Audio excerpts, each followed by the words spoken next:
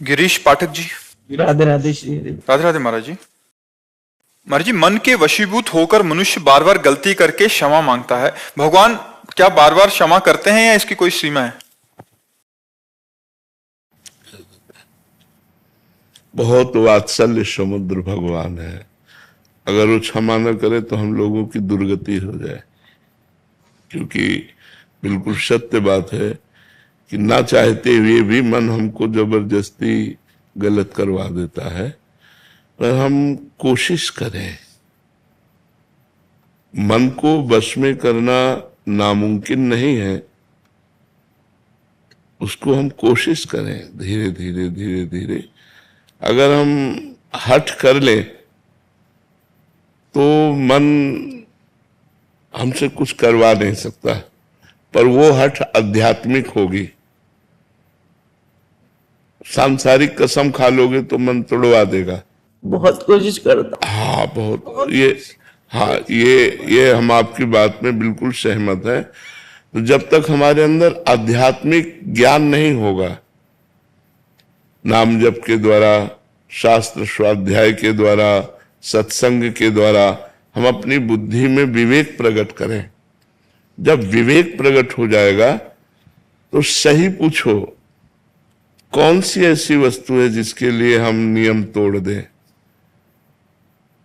सबसे बड़ा संसार का सुख काम सुख रखा गया है। जिन स्थानों को स्पर्श करके हम साबुन और रज से हाथ धोते हैं, उन स्थानों में हम अपनी पवित्रता और अपने नियम को तोड़ करके मन के अधीन हो जाते हैं।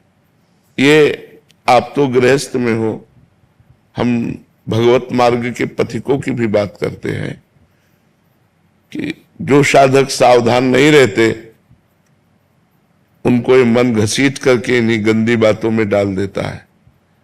चलने वालों में हजारों में कोई एक दो निकल पाते हैं, नहीं तो मार के गिरा देता है मन। ये मन बहुत ही चंचल है और ये अधोगामी है। अधोगामी माने नीचे की तरफ जाने वाला। अगर इसको छोड़ दो तो ये गंदी बातों में ही जाएगा। तीन ऐसी बातें हैं जिनमें मनुष्य को महासुख की अनुभूति जैसा लगता है। यदि हमें सुंदर स्त्री मिल जाए, पुरुष के अंदर रहता है, या सुंदर पुरुष मिल जाए, स्त्री के अंदर रहता है, या जैसा भी भाव, हम सुखी हो जाए। यदि हमें मनोवांछित धन मिल जाए तो हम सुखी हो जाए। हमारा बड़ा नाम हो जाए, प्रतिष्ठा हो जाए तो हम सुखी हो जाए। तीन बातें रखी गई हैं पूरी माया को छान करके: कंचन, कामिनी और कीर्ति। वित्तैषणा, पुत्रैषणा, लोकैषणा। कंचन, कामिनी, कीर्ति, इन्हीं का सारा विस्तार है सुखों का। अगर हम भगवान के चरणों में अपने चित्त को नहीं लगाएंगे, भगवान से चित्त लगाने के लिए गुरु के चरणों में चित्त लगाना, और गुरु के चरणों में चित्त लगाने का मतलब उनकी आज्ञा का पालन करना। संत और गुरु की आज्ञा का पालन करने से हम में आध्यात्मिक बल आता है, और उसी बल से हम अपनी इंद्रिय और मन को निग्रह कर सकते हैं, भोगों से हटा सकते हैं। अन्यथा कोई चांस नहीं है। आप कसम खा लो, चाहे गंगा की, चाहे राम की, चाहे हरि की, चाहे माँ की, किसी की भी कसम खा लो, ये सब तोड़वा देगा।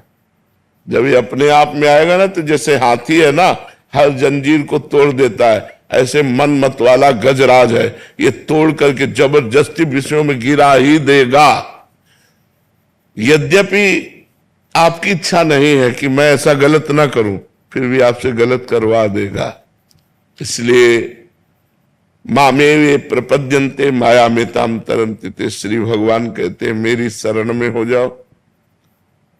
मन मना भो मद भक्तो माद्याजी माम नमस्कुरु, मेरे को प्रणाम करो, मेरा नाम जप करो, मेरे में मन लगाओ, जीत जाओगे।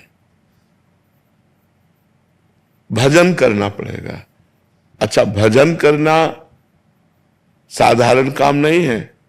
बड़ा असाधारण काम है, क्योंकि विषयाकार मन भजन में लगेगा ही नहीं। तो हमें धीरे धीरे पहले नींव सुधारनी है। भोजन, भजन की नींव है भोजन।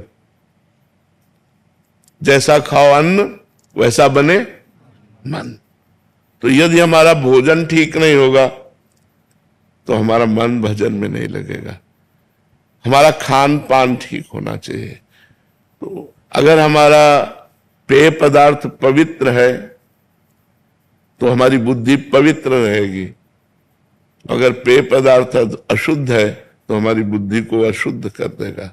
ये थोड़ी देर के लिए आपको सुखद लगेंगी, लेकिन आपके स्वास्थ्य और आपकी बुद्धि की पवित्रता को नष्ट कर देंगी, क्योंकि पवित्र जल नहीं है। आप अपने घर में पवित्र जल में नींबू डाल करके, चीनी डाल करके, ठंडा करके पिए, ये सतोगुणी हो गया। तो रजोगुणी और तमोगुणी आहार से हमारा मन विषयाकार होगा, अपवित्र होगा, ना कि भजन में लगेगा। हमें सतोगुणी भोजन, सतोगुणी पेय पदार्थ, सतोगुणी दृश्य, आसपास का वातावरण सतोगुण, तो हमारा भजन बनेगा, नहीं तो भजन नहीं बनेगा। थोड़ा सा भी कुसंग एक बहुत बड़े महात्मा को भी गिरा सकता है। जो 20 साल से संयम में चल रहा है, थोड़ा सा कुसंग, छेद होते ही, छिद्र होते ही दोष अपना प्रभाव आ जाके दिखा देगा। हिरनी से पैदा हुए थे ऋष्य श्रृंग ऋषि नाम, जिन्हें श्रृंगी ऋषि सरल भाषा में कहते हैं, वैसे शास्त्री उनका नाम ऋष्य श्रृंग। वो हिरनी से पैदा हुए थे, स्त्री से नहीं पैदा हुए थे। विभांडक ऋषि के पुत्र थे। तो लोमपाद राजा के राज्य में अकाल पड़ गया, तो विद्वानों ने सलाह करके देखा कि अगर महाराज ऋष्य श्रृंग सिंहासन पर विराजमान हो जाए तो अकाल तत्काल नष्ट हो जाएगा, वर्षा होगी, सब जीव बच जाएंगे। तो राजा ने कहा कि सिंहासन पर तो तभी बैठ सकते हैं पुत्र हो या दामाद हो। भाई पुत्र नहीं है तो पुत्री है, पुत्री का पति। तो पुत्री थी, जो महाराज दशरथ जी की पुत्री थी, वही दोनों मित्र थे, तो उन्होंने उनको दे दिया था। महाराज ऋष्य श्रृंग ने कभी स्त्री नहीं देखी थी। काम का प्रसंग की तो बात जाने दो। देखो संग का प्रभाव, बहुत सी वैश्याएं बुलाई गई और उनको काम दिया गया कि आप ऋष्य श्रृंग को लुभाइए। तो सब वैश्याओं ने कहा, महाराज आग की ज्वाला में गिरने की बात करते हो, वो महान तपस्वी, इनके पिता महान तपस्वी, हमसे जरा सी त्रुटि हो जाएगी 2 बूंद जल में भस्म कर देंगे, हमारी हिम्मत नहीं है। तो राजा ने कहा, संपूर्ण प्रजा की रक्षा के लिए यदि अपने प्राण भी देने पड़े तो हितकर होता है। आप लोग जितना धन चाहेंगे हम देंगे, आप एक बार ऋष्य श्रृंग ऋषि को लुभाइए। तो 1 योजन की नाव बनाई गई, 1 योजन 4 कोस, और उस नाव में कृत्रिम पर्णकुटी, कृत्रिम पौधे, ये सब ऐसे लगाए गए।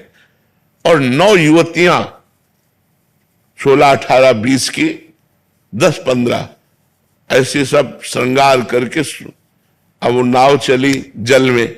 और जहां महाराज का आश्रम था वहां नाव किनारे लगी। उनमें से सबसे प्रवीण 9 युवती अंगूर का रस, ये सब विविध प्रकार के पदार्थ लेकर के पहुंची। और तब पहुंची जब बताया गुप्तचर ने कि विभांडक ऋषि कंदमूल फल लेने के लिए आश्रम से निकल चुके। जो ही वो गए तो उन्होंने देखा है तो कोई ऋषि दिव्य देश के पधारे।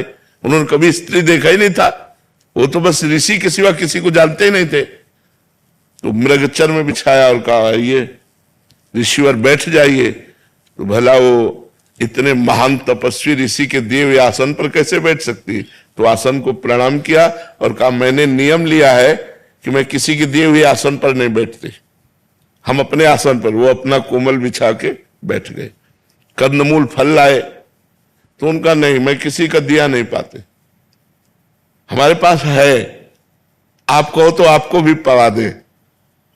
तो गुलरी और पीपर और पाकर और कंदमूल फल खाने वाले, अंगूर का रस, ये रस वो रस, विविध प्रकार के रस और मादकता भरे हुए उनको दिए। उनको तो बहुत अच्छे लगे, उन्होंने पी लिया और कहा ऋषि आपकी जटाएं और मेरी जटाओं में बड़ा अंतर है, मेरी जटाओं में तो गांठ पड़ी हुई, आपकी कोमल जटाएं हैं। तो बोले हमारे देश के ऋषि ऐसे ही है, उनको पता है कि ये कोई ऋषि है। अब उनको मादक वस्तु पिलाई, अब वो भूमि पूरी घूमने लगी, बस ये खवा के पिला के और तुरंत वहां से के हमारे नियम का समय हो रहा है साधना का, मैं जा रही हूं, और वो चले। अब वो ऐसे बैठे, विभांडक ऋषि आए तो उन्होंने कहा बेटा तुम कैसे अस्वस्थ से बैठे हो, यज्ञशाला की अग्नि बुझने जा रही है, न तुमने हवन किया है न तुम दिनचर्या। तुम बोले पिताश्री ये पृथ्वी घूमती नजर आती है, और रोने लगे। उन्होंने कहा अब मुझे आपके गले नहीं लगना, मुझे उस ऋषि के गले लगना जो ऋषि आए थे। तो उनका कौन ऋषि यहां ऐसा आ सकता है? तो ध्यानस्थ हुए, ध्यान में दे। अरे उन्होंने कहा बेटा ये राक्षसी प्रवृत्तियों की ऐसी चाल होती है, तुम कभी अब ऐसे ऋषि नहीं होते। कुछ नहीं समझ में आया केवल एक बार के मिलन में। अब हफ्ता 10 दिन में फिर कंदमूल फल लेके ले गए, सुचला दी कि विभांडक ऋषि गए, वही फिर आई सज धज कर वैसे ही। अब तो लिपट गए ऋष्यशृंग और कहा ऋषि मुझे अपने आश्रम में ले चलो, मुझे नहीं रहना इस आश्रम में और नहीं रहना अपने पिता के साथ, मुझे अपने। तो बोले हमारे आश्रम में तो हमारे जैसे ही ऋषि होंगे। बोले बस आप जैसे ऋषियों के बीच में ही रहना है। महाभारत में पूरा भगवान श्री कृष्ण द्वैपायन व्यास देव जी ने लिखा है। अब वो ले गए तो नाव चार कोस की, एक योजन का मतलब 4 कोस की नाव थी, और उसी में पूरा पर्णकुटी और सब। महाराज जो मृगी से पैदा हुए थे वो शादी किए और महाराज सिंहासन पर विराजमान किए। तो हम लोग तो माता से पैदा है और हम लोग अन्न पा रहे हैं। यदि थोड़ा भी छूट मन को दे दी जाए तो ये मन नरकगामी बना देगा। बहुत चंचल मन है, इसको साधना के द्वारा और भजन के द्वारा और दूरी बना के अगर हमें सही ढंग से चलना है तो एक दूसरे की दूरी बनानी होगी। हमें पता है मैं यहां गिर जाऊंगा तो मुझे नहीं जाना चाहिए, मुझे दूरी बनानी चाहिए। तो ऐसे ही गृहस्थ धर्म में है कि अपनी पत्नी से केवल अपना भाव रखे, अन्य माताओं बहनों के प्रति पवित्र भाव रखे और एकांत में कभी उनसे ज्यादा देर ना मिले, नहीं तो मन हमारा बड़ा चंचल है, वो कभी खराब होकर के गलत आचरण कर ही सकता है। इसलिए साधना के द्वारा, इसे भजन के द्वारा रोका जा सकता है, दूसरा कोई उपाय नहीं। बड़े बड़े ऋषि मुनियों को ये भ्रष्ट कर देता है, मन बड़ा चंचल है। एक बार एक जंगल में ऋषि रहते थे, प्रभुदत्त ब्रह्मचारी जी की बाणी से कथा है। तो वो पपड़ी पाते थे, जो वृक्ष की छाल की सूखी हुई पपड़ी, क्योंकि उनको यह था कि अगर मैं अच्छा पदार्थ पाऊंगा तो काम पीड़ित करेगा और मैं काम विजयी बन के दिखाऊंगा। तो 12 वर्ष उन्होंने वृक्ष के सूखी छाल की पपड़ी पा करके और कठिन भजन किया। अब तो महातेजस्वी हो गए। एक दिन काम प्रकट हुआ और कहा क्या तुम समझते हो कि तुमने काम पर विजय प्राप्त कर ली? तो उनका एक काम क्या, हजारों काम पर विजय प्राप्त कर चुका हूं। तो बोले महाराज अब मैं अपने बाण संधान करता हूं और आप संभालो अपने को। तो उनका जाओ नहीं तो मैं भस्म कर दूंगा। बोले हाँ भस्म करने की सामर्थ्य है, लेकिन मैं जा रहा हूं और आज से हमारा बाण चालू आपके ऊपर, अब आप संभालना। इतना कह के चले गए। अब वो ऋषि ये समझ नहीं पाए कि काम कौन से बाणों का संधान करेगा। अब जहां जहां वो पपड़ी खाते थे, वृक्ष की पपड़ी, वहां वहां हलवा घी का। ऋषि ने जब देखा कि वृक्षों के जितने वृक्ष उस जंगल में सब में हलवा लगा हुआ, तो उनका ये मेरे तप से भयभीत होकर वृक्ष हमें लगता है कोई स्वादिष्ट पदार्थ देने लगे। अब वो खाने लगे। अब 10वें वृक्ष से जब पाया तो आधा किलो हलवा तो गया ना, तो अब हड्डी के ऊपर मांस बढ़ना शुरू हुआ। महीना हुआ, एक दिन छम छम छम छम पायल करती हुई और एक कटोरा लिए हुए, जे ही देखा ऋषि आ रहे तो ऐसे हलवा लगा के भाग। उनका ए खड़ी हो जाओ, तुम कौन हो? क्या ये स्वादिष्ट पदार्थ तुम लगाती थी? तो उनका हाँ महाराज।